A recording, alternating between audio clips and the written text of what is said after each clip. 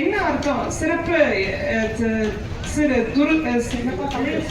வந்து அவங்க ஒரு வாக்காளர் பட்டியல் வச்சிருக்காங்க.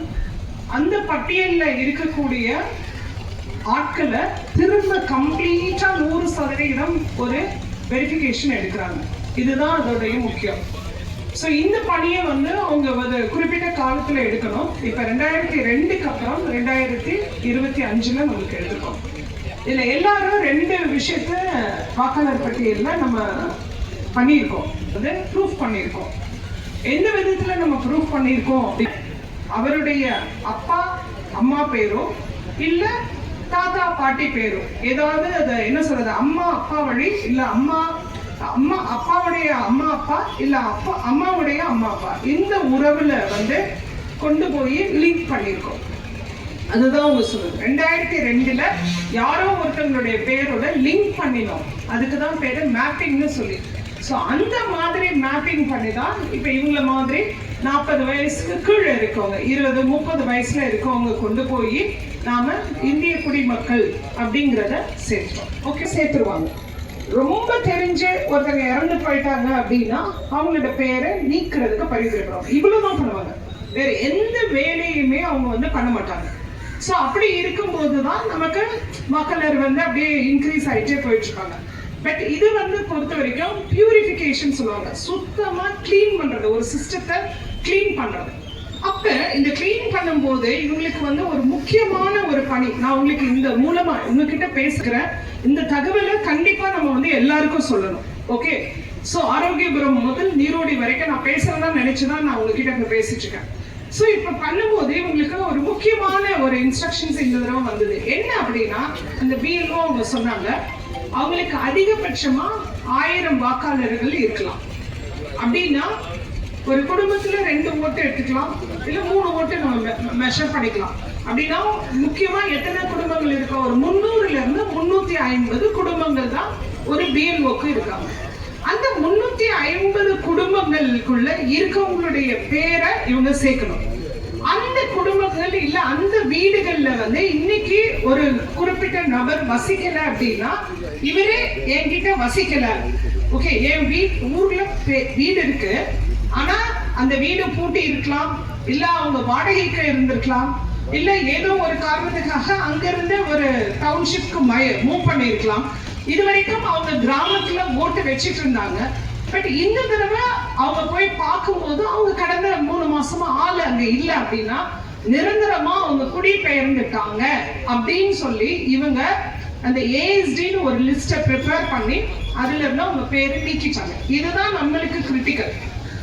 மீனவர் கிராமங்களுக்கு என்ன இருக்கு அப்படின்னா, பர்டிகுலரா 2002 சுனாமிக்கு அப்புறமா வந்து நிறைய மீனவர் குடும்பங்கள் வந்து கடற்கரை ஓரத்துல இருந்து மாறி இருக்காங்க. மாறி குளச்சல், ரீச்சாபுரம் இந்த மாதிரி இருக்கக்கூடிய சில சுனாமி குடியிருப்புகளும் அரசாங்கம் ஏற்படுத்தி கொடுத்திருக்காங்க. அங்க அவங்க போயிருக்காங்க.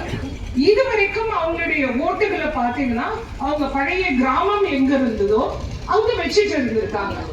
ஓகே, சோ பட் இந்த எஸ்ஐஆர்ல அது வந்து மோஸ்ட்லி காணாம போச்சு. அதே மாதிரி இப்ப ரீச்சாபுரம்ல ஒரு சுனாமி குடியிருப்பு கட்டியிருக்காங்கன்னா அவங்க கிட்டத்தட்ட 2006-7ல இருந்து அவங்க வச்சுட்டு இருக்காங்க. ஆனா அவங்களுக்கு இது வரைக்கும் ஓட்டு இல்ல. ஒரு வயசு ஒரு மிடில் ஏஜ் ஒருத்தவங்களா வந்தானாக்கா எங்களுக்கு நிறைய பேரு, நான் இன்னைக்கு ஸ்கூலுக்கு வந்திருக்கேன், நிறைய பேரு ஸ்கூலுக்கு வரல. இப்ப அவங்க சொன்னாங்களே சனி ஞாயிறுக்கு வராம இருக்காங்க. சோ நீங்க வந்து பாத்தீங்கன்னா நிறைய பேருக்கு கிடைக்கணும்னு இந்த தாசில்தார் வரல, அவர் தாசில்தார் இருக்காரு. எவ்வளவு பேர் பாத்தீங்க? 120 மக்களுடைய ஓட்டுரிமை வந்து எவ்வளவு பேருக்கு இல்லாம இருக்குன்றத கொஞ்சம் நம்ம புரிஞ்சுக்கணும். அப்பதான் எனக்கு ரொம்ப கொஞ்சம் பயம் வந்துருச்சு. ஆஹா, போய் பேசுறாங்க, சர்ச்சஸ்ல அனௌன்ஸ்மெண்ட் கொடுக்குறாங்க, எல்லா ஃபாதர்ஸும் ரொம்ப ஹெல்ப் பண்றாங்க, நீங்க வந்து சர்ச்சுக்கு வருவீங்கன்னு சொல்றாங்க, சண்டேல வந்து உங்களுக்கு அனௌன்ஸ்மெண்ட் கொடுக்குறாங்க. பட் இருந்தாலும் அதை வந்து எத்தனை பேரு நம்ம வந்து சீரியஸா எடுத்துக்கிறோம்? இன்னொரு ஒரு முக்கியமான ஒரு விஷயம் சொல்றேன் மேடம், எனக்கு எதுக்கு நாங்க செக் பண்ணணும்? என்கிட்ட தான் ஏற்கனவே ஓட்டர் ஐடி இருக்கு. இப்ப அந்த ஒரு இயக்கம் நான் சொன்னேன் இல்லையா, அவரோட ஓட்டர் ஐடி இந்த ஊர்ல இருக்கு. அவர் கையில 2 ஓட்டர் ஐடி லேமினேட் பண்ணி பிரிண்ட் பண்ணி வச்சிருக்காரு. ஓகே, பட் என்ன லேமினேட் பண்ணி பிரிண்ட் பண்ண ரோல்ல பேர் இருந்தா மட்டும்தான் அவங்க வரக்கூடிய எலெக்ஷனுக்கு ஓட் பண்ண முடியும். அதுக்கு முன்னாடி எத்தனை ஐடி நம்ம கையில வச்சிருந்தாலும் அதனால நமக்கு பிரயோஜனம் இல்லை. சோ இதுதான் இந்த SIR உடைய ரொம்ப ரொம்ப முக்கியமானது. சோ நீங்க லீடர்ஸ் இருப்பீங்க, உங்களுக்கு ஒரு கிராமத்துடைய அடுத்த கிராமம் தொடர்பு இருக்கும். இந்த தகவலை நம்ம சொல்லி மீனவர் கிராமங்கள்ல வசிக்கக்கூடிய நம்ம மீனவர்கள் மக்களுக்கு 18 வயசு பிள்ளைகள் இளைஞர்கள் இருந்து பெரியவங்க வரைக்கும் எல்லாருக்கும் உங்களுடைய பேரு வாக்காளர் பட்டியல்ல இருக்கிறத தயவு செஞ்சு உறுதிப்படுத்திக்கோங்க. அப்படி இல்லைனாலும் உடனடியா தாசில்தார் உங்களுக்கு ஃபார்ம் கொடுத்துருவாங்க, சேர்த்துக்கணும். நாளைக்கு நம்ம யார வருத்தப்படுத்துறது, ஐயோ நம்ம எலெக்ஷன் அன்னைக்கு ஏன் எனக்கு பூத் ஸ்லிப் வரல, எப்படி வரும்? வராது. பட் இந்த தகவலை நம்ம திரும்ப திரும்ப திரும்ப திரும்ப நம்ம சொன்னோம் அப்படின்னாக்க எல்லாரும் நம்ம அன்னைக்கு வாக்களிக்கலாம். வாக்களிக்கிறதுக்கு மட்டும் முக்கியம் இல்ல, இது ஒரு அடையாள அட்டை இல்ல, ரொம்ப முக்கியமான அடையாள அட்டை. ஆதார் அடையாள அட்டை நமக்கு இருக்கு, ஒரு ரேஷன் கார்டு நமக்கு இருக்கிறது, அதே மாதிரி ஓட்டர் ஐடியும் ஒரு முக்கியமான அடையாள அட்டை, ஒரு மனிதனுக்கு ரொம்ப முக்கியமான அடையாள அட்டை. அதை நம்ம இந்த எக்ஸசைஸ்ல மிஸ் பண்ண கூடாது அப்படிங்கறத என்னுடைய ஒரே ஒரு ரிக்வெஸ்டா உங்ககிட்ட சொல்றதுக்காக தான் இங்க வந்திருக்கேன். சோ என்னுடைய முக்கியமான வேண்டுகோள், இது உங்களுக்கு தெரிஞ்ச இந்த தகவல்களை மற்ற மீனவர் கிராமங்களுக்கு நீங்க சொல்லும் போதுதான் இன்னொருத்தவங்களுக்கு புரியும், நம்ம சொல்றதை விட. சோ இதை எல்லாருக்கும் ஒரு தகவலா பண்ணிட்டு வரக்கூடிய பொங்கலுக்குள்ள நம்ம ஃபார்ம் 6 வாங்கிட்டு அவங்க கிட்ட கொடுத்துட சொல்லிடுங்க. யாரு பேரு விடுபட்டு இருந்தாலும் அதை பத்தி கவலைப்பட வேண்டாம். நாம திருப்பி இப்ப ஃபைனல் லிஸ்ட்ல நம்ம சேர்த்துருவோம். ஃபைனல் லிஸ்ட்ல மிஸ் பண்ணினாதான் அதுக்கப்புறம் கொண்டு வர்றது அது மிகப்பெரிய கொஞ்சம் கஷ்டமா போயிடும். சரிங்களா?